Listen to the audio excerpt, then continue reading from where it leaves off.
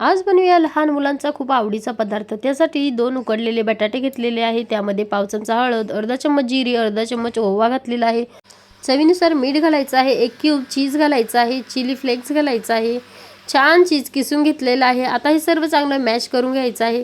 तर स्पूनच्या साहाय्याने सर्व भाजी मी चांगली मॅश केलेली आहे।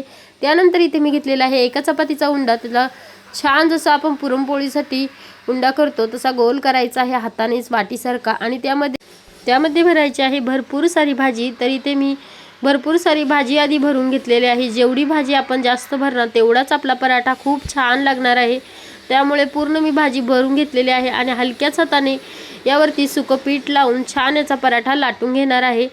पराठा लाटताना एकदम हलक्या हाताने पराठा लाटायचा आहे। मस्त असा पराठा इथे मी लाटून घेतलेला आहे। त्यानंतर गॅसवर तवा ठेवून तवा गरम झाल्यावरती त्यामध्ये तूप किंवा तेल घालायचं आहे, त्यावरती पराठा घालायचा आहे आणि छान मीडियम गॅसवरती शेकून घ्यायचा आहे। तुम्ही पाहू शकता एकदम मस्त असा आपला पराठा शेकला गेलेला आहे।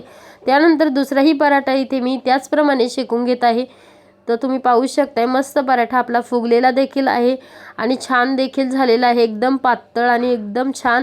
असे पराठे तुम्ही सुद्धा तुमच्या मुलांसाठी नक्कीच बनवा।